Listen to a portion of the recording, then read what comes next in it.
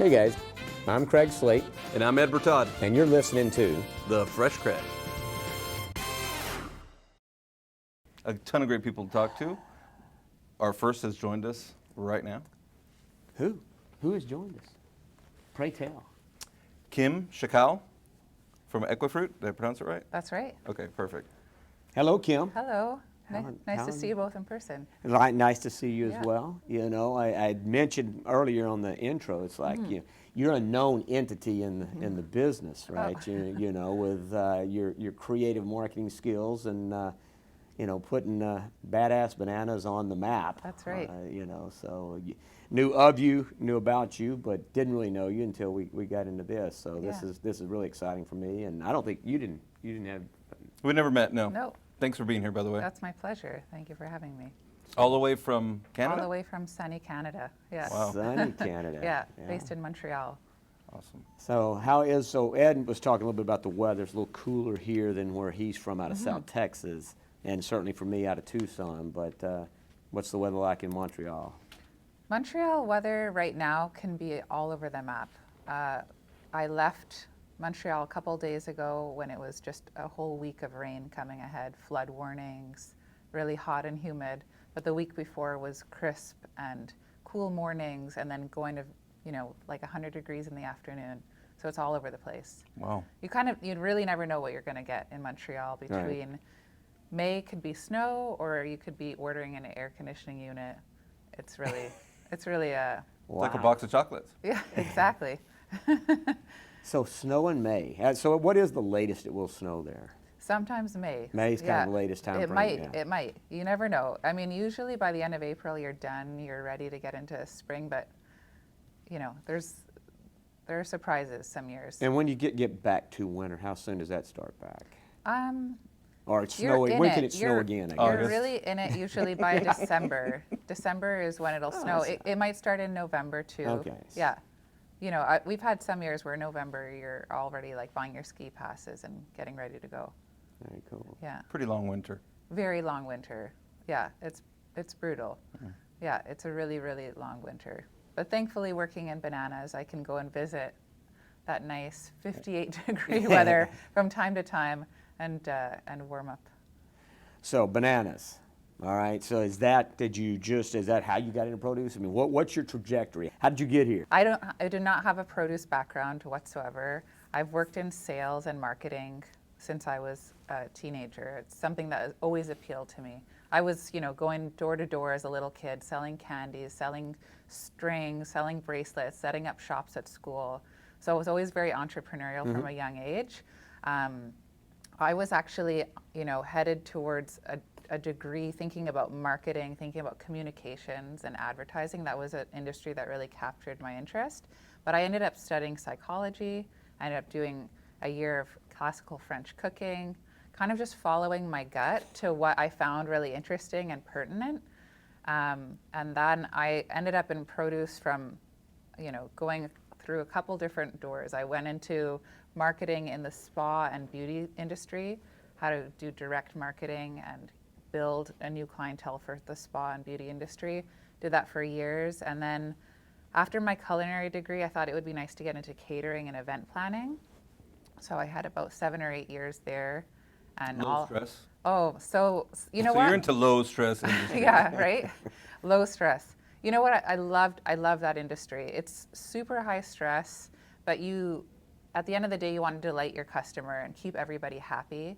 And when you anticipate all the things that can go wrong and be ready for them and have that solution on site and keep your customer happy, it's such a great feeling. And when you train your staff to deliver above and beyond the expectation of the customer and everybody's happy, it's a great feeling. So I've always just been into marketing, into sales. Sales is just in my blood. And I ended up falling into bananas kind of by chance.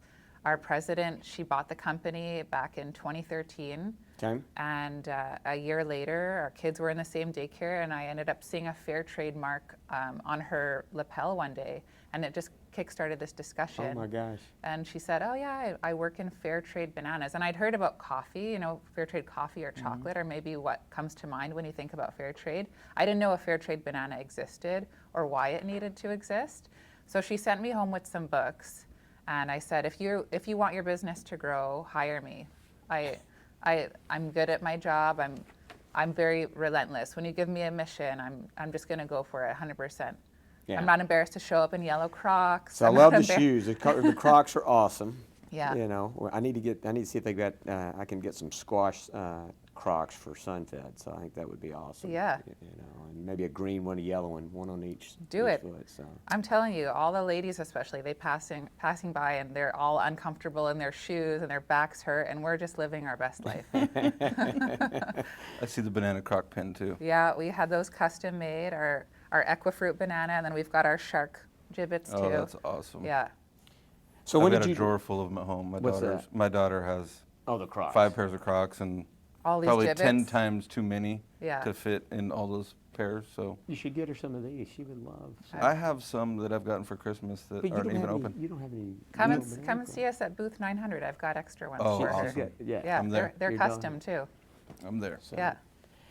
But anyway, so you get so your friend, lady that your kids are in daycare, you Yeah. go to work for. When was this?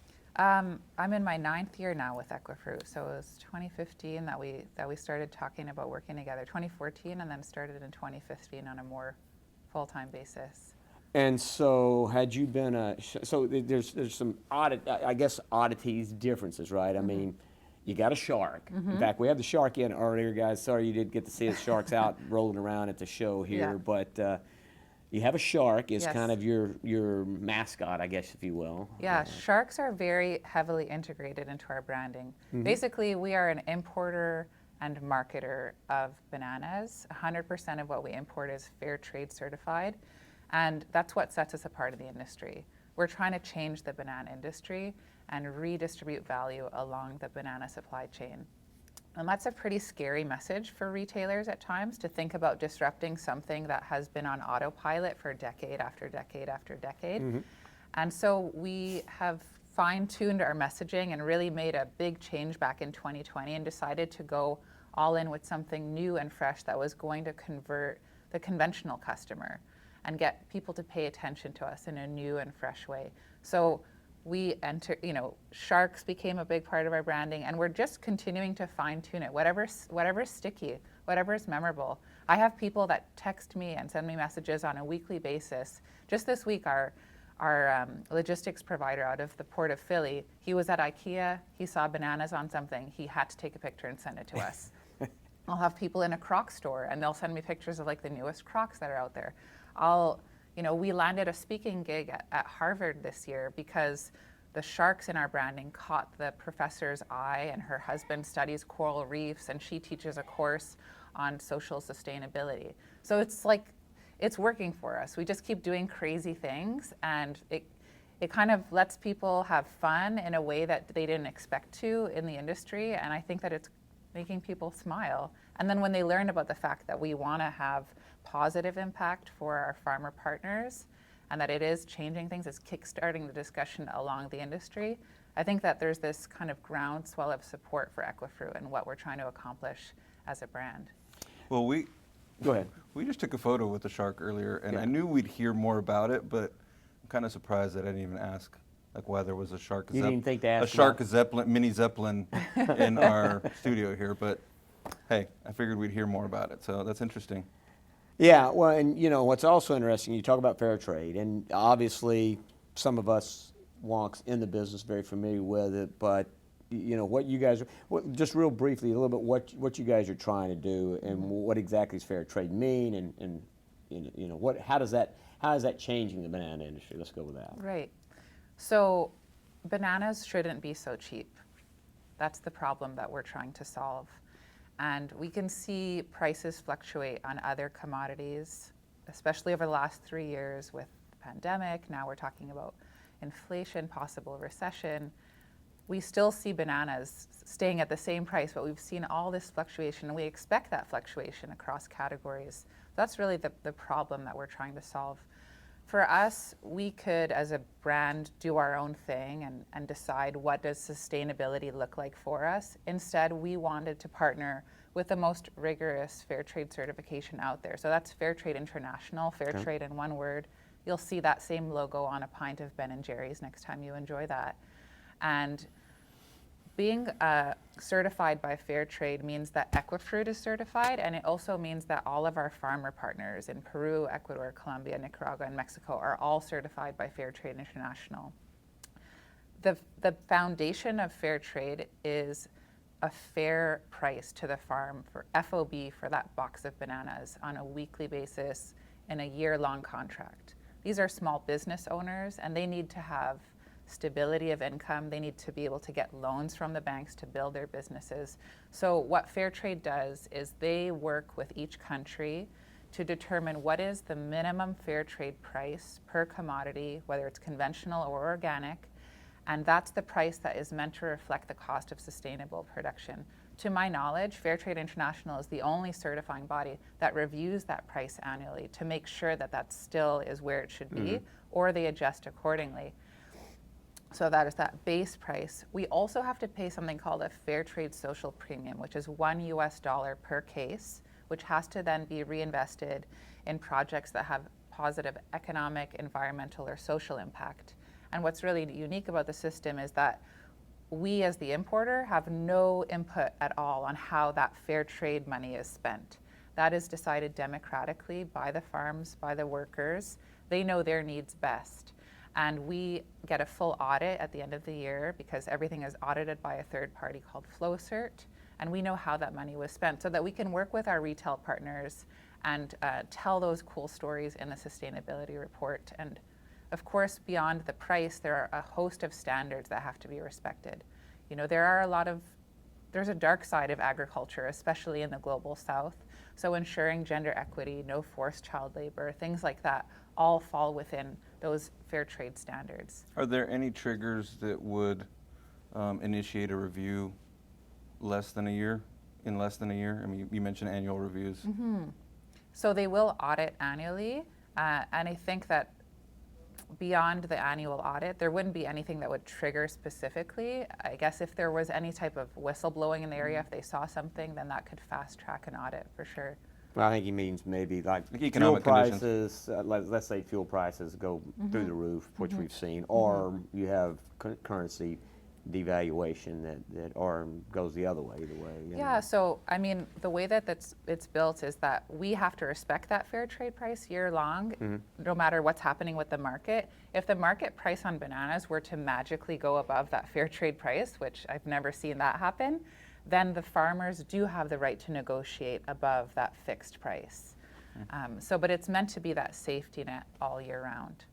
Yeah, and I mean, you would not believe the prices that I see on bananas. I have different banana exporters throughout the year that will text me or send me a WhatsApp message and say, I've got spot pricing on, you know, conventional bananas, $2 a case, or, you know, when the war broke out, like the quarter of Ecuadorian market was going to Russia and Ukraine. That market was lost overnight. It had a really, really huge ripple effect on supply and demand. And so that's really why we do what we do. We're, as a brand, we know we're not going to achieve that global fair trade banana domination on our own. That's really our mission.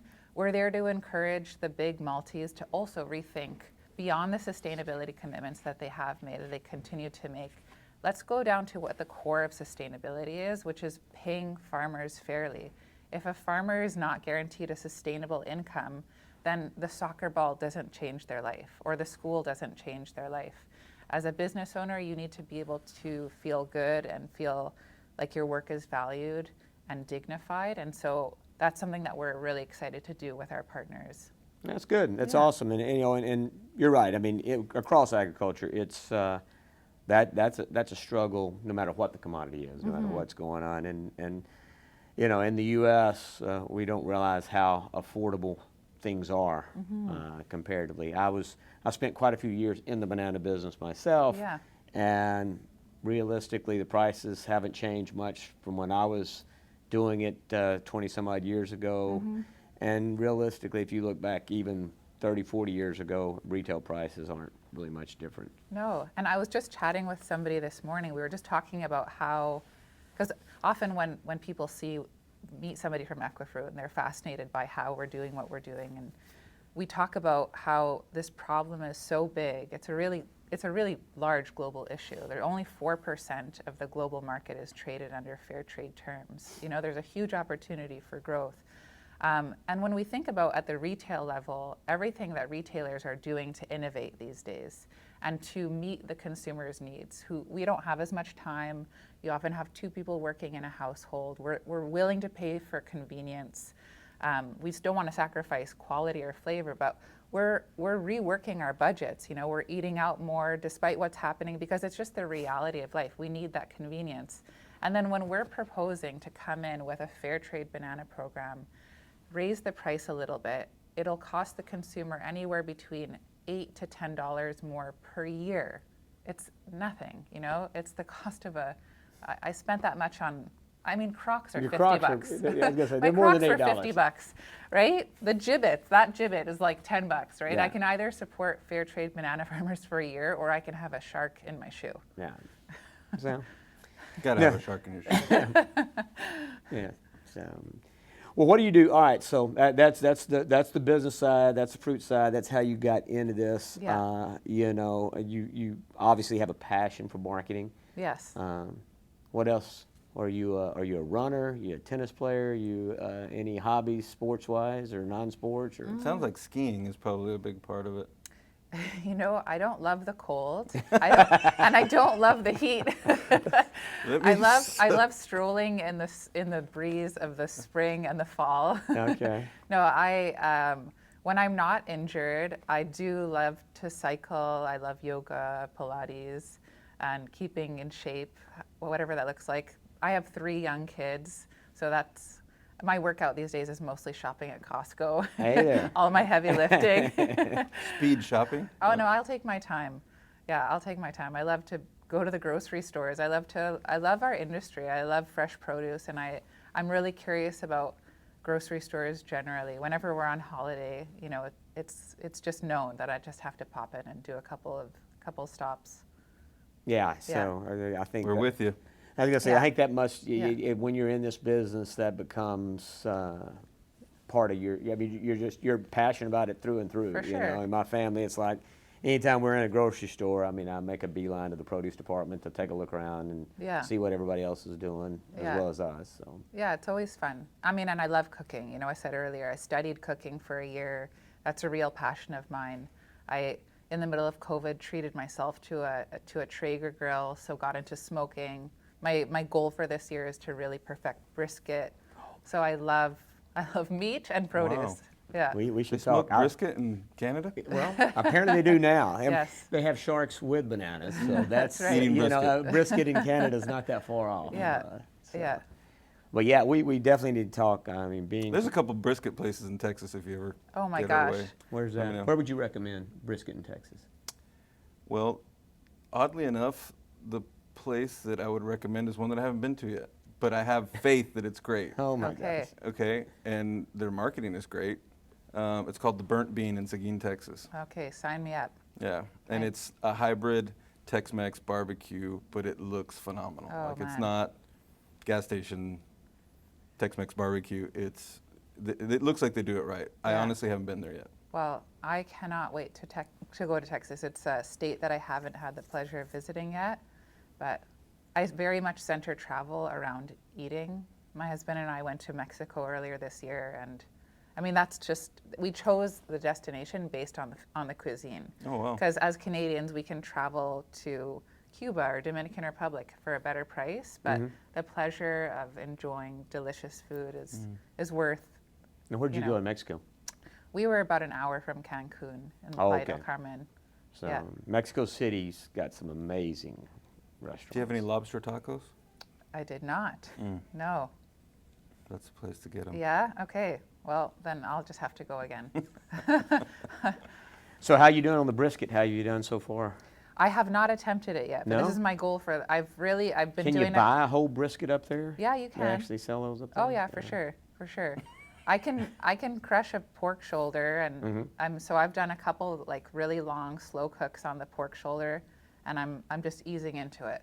But I mean, I watch all the shows, all the cooking shows like Top Chef and all the fun stuff online, and I know that there are quite a bit of nuances when it comes to brisket. Like I remember learning, I think you have to go for the left side of the brisket and not the right, because that part of the animal actually doesn't get as much exercise, oddly, and so it's going to be Wow, a more never heard tender that. meat. Yeah, it's a thing. It's I a learned whole something science. today. I'm Yeah. gonna look I mean, that there's a up. flat and a point, which are different. One is more fatty than the other. Yeah, but apparently the side of the animal that it came from is more coveted with the brisket connoisseurs, which Wow. I hope to be one day. Well, it is all about time. Yes. But we're in California, especially this part of California. Oh, I know where you're going. What, tri-tip? Tri-tip. Yeah. So he always goes It's- to well, tri-tip. because it blows me Oh, away it that does. Nobody knows about it back outside of anywhere California. else, yeah. I mean, I went to the butcher store where I usually buy meat, and I asked for a tri-tip, and they looked at me like I had 3 heads. Yeah. And then they called like the head butcher at home to ask him, hey, what's a tri-tip? And it's a sirloin roast is basically what it is, Yeah. but very popular here in California, especially like from here down to Santa Right, right. Maria. Well, they have them in Arizona. In fact, I've gotten really? to where instead of cooking, so the tri-tip, usually it's much smaller. So I got to where I smoke those Okay. versus doing a full brisket, because Yeah, you got to have a few few if you're going to be eating a brisket. for sure. But yeah, time and do you enjoy a cerveza every now and then, a beer? Mhm. Do you? Oh, that's the key. Yeah. Right? That's the 24 dream combo. hours and 24 beers. You're all set. 24 beers. They I have those d- everywhere. You don't have to go to Mexico for that. I think I can take a fraction of the 24 there. But Yeah, yeah, you know. Well, yeah. don't. You can skimp on the beer, but Yeah. don't skip on the time for the brisket. I'm just telling you. Yeah. Slow and cool. That's how Oh, you yeah. want to cook them. Oh yeah, for sure. My dream is actually to get like one of those full spits. You know, I'll see like the whole. I don't know if you're Costco shoppers, but they'll sell in Canada like a whole lamb, and I've got to get that. I don't know where you defrost this lamb or like the whole process. So my next hobby, hopefully, I've been watching this guy on Instagram, and he's a butcher, but he's teaching people how to break down their own Oh, fun. primals. Yeah, And I so they would buy the love to study primals, that. you know, the big package, Yeah. and cut it, break it all down. Yeah. That's what I want to start doing. Yeah, I have said that before too, that if I could go back and do, another year of school, I would just study butchery. I Wow. really, really enjoyed that butchery section of school. So I'm a hunter, and I've Okay. already told Craig this story, but not last year, but 2 years ago. And this is not the first time it's happened, but we just happened to have the good fortune of hunting with 3 retired butchers. Oh my goodness. And watching them Oh wow. work was a real treat. Yeah, I can Yeah. only imagine. Yeah. Yeah, it's really something. They were actually 3 guys. They worked for Safeway for like 40-something years Really? each, almost 40, 50 years. That's handy to have. When Oh my gosh. They had their aprons and Yeah. they have like a plastic chain with the thing hanging and Right. their knives. And like the sharpest knives on the yeah, planet. Right? crazy. Yeah, it was pretty neat. Yeah. So you're not a hunter, are you? No, I'm not a hunter. I've never hunted. I don't know if I would be comfortable hunting, but I can grocery shop like it's nobody's business. Well, like I say, Ed is definitely he's got an annual trip that he goes off Okay. and roughs it in the woods for a couple of weeks. So Yeah. that's his thing. I should probably do that at some point. Add it to my bucket list. You mentioned bucket list. Yeah. Thing I don't know what is on your bucket list that you want to see come to fruition. What's like top of your list? Well, aside from changing the banana industry, which I know is going to take, it's going to add some wrinkles to this face. I mean, I really would love to continue to travel and see the world and eat authentic cooking and street food all around the place. My boss, the president of the company, her and I have like dreamt about going to Southeast Asia and just going on like a eating tour. My husband's allergic to all the nuts, so we can't Oh, we wow. can't do that. Right. You know, that's like a part of the world that would probably kill him. So she'd be a stand-in for that dream bucket list. Yeah, but that's Yeah, cool. yeah. Yeah. So now would you do a show along with that? You think do while you guys go and do your eating tour? Maybe. Tie that maybe. into the whole Equifruit shark. That could be cool. So you watch a lot of cooking shows. I There's do. a series on Netflix. It's all about tacos. Yes. So from all over Mexico and how they Yes. vary amongst different regions. Yes. It's really, really cool. I've watched that. Have you? Yeah. I enjoyed Yeah, it. and Chef's Table. Chef's Table That's did a a good whole one. thing about different taco chefs. Yeah, I love it. Mm. I love I love the way that food can surprise you and delight you and be such a wonderful experience. And just the passion that goes into it. And then tying that back to produce, even without any preparation, just the way that nature can produce all these beautiful flavors and all the hard work and love that goes into growing a banana or growing a tomato or growing a berry. And when they do it right and that flavor is there, it's such a wonderful eating experience. Right. And because it's just not manipulated in any way, it's even more magical that it just came from the earth. So do you have a favorite recipe, if you do have one that highlights bananas like as a savory component to a meal? Oh, okay. Not savory. Okay. No, I can't say I've delved much into the savory banana cooking. I don't love to bake, but I'll do it because I'm in the banana business, so you can imagine how many ripe bananas I have on my counter in my life. So I do a lot of unmeasured baking, and I've become quite good at making Banana bread. but Banana pudding. with all the dietary restrictions in my home, one of my sons is allergic to everything under the sun, so making like vegan we can have gluten, thank God we can have gluten. But yeah, just messing around with that, other good fair trade ingredients like chocolate and sugar and whatnot. You might need like a separate building for your kitchen Yeah. so you can cook and enjoy. Oh, it's so funny. Whenever I go on work travel, like the first thing I'm doing at the airport is loading up on all the nuts and all the things that I can't have in my everyday life. Right. Wild. Yeah, totally wild. But you know what though? If you lived, there's no butter in my fridge.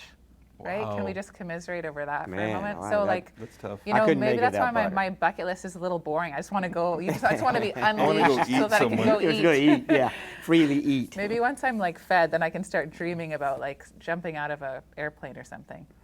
Well, look, we are getting the wrap sign. Okay. It has been a great pleasure. Before we go, I have a couple little treats for you. Okay. We like treats. Uh-oh. I just wanted to thank you for having me on today. Now you can open this kit later or Okay. now, whatever you'd like. But this is our Banana Badass starter kit. We're getting people set up. For years we've been telling people to become banana badasses. Uh-huh. But this just gives them a couple of tools to make sure that it happens for real. And then I've got these little treats for you too, for your future Are these future tattoos? podcasting. Oh, now Are we these go. tattoos? We've got a full tattoo sleeve in there for you. Oh, Yeah. beautiful. I So wanna that put it on my if face. you're not ready to commit, Put it on your face. I was gonna put it on my face. Good for you. if you're not quite ready to commit, but there you go. You've got the Equifruit Thank you so mug, much. the coveted mug. Very So thoughtful. yeah, look at This is the shark. This is where the shark comes in. Yeah. Banana Badass. And when you're ready to represent, we've got you some Wow. Equifruit swag. Tell you what, we Yeah. are swagged up. So we're at the show today, booth 900. We're going to have a shark drone above. Anything we can do to get you to stop and pay attention to us, it's pretty obvious. No, that's great. I mean, you guys, The seriously. drone. I called it a zeppelin. earlier. That was a little outdated, I think. But what you guys are doing, like I say, both from the fair trade angle and trying to do right by the farmers, certainly it's commendable. Exciting to watch what you're doing from a marketing standpoint. And, Thank you. Like I say, and for me, it's certainly a pleasure to have you here with us today and get a chance to learn a little bit more about you and Thank you. your passion for cooking and your desire to just someday eat just wildly any kind of crazy food like Nuts and butter. like butter. Nuts and Get butter. you some nut and butter. Yeah. But no, Kim, thank you very much. Thank you very much for the gifts. My pleasure. We Thanks for being with will us. look forward to seeing everybody. Be sure and stop by. It's booth 900. That's right. Booth 900. Be sure and stop by there. Look, if you're watching this later, as we put this out later, check out their website. Check them out. How can they find you guys online? That's Yeah, so you'll go to equifruit.com, EQUIFruit.com, and we're on all social platforms at Equifruit. And we have hilarious and bold content every week, keeping it fresh, keeping it really culturally relevant. excellent. Yeah, it's super fun. We appreciate it. Thank you very much. We're going to take a little break. Yes, let's do that. I think.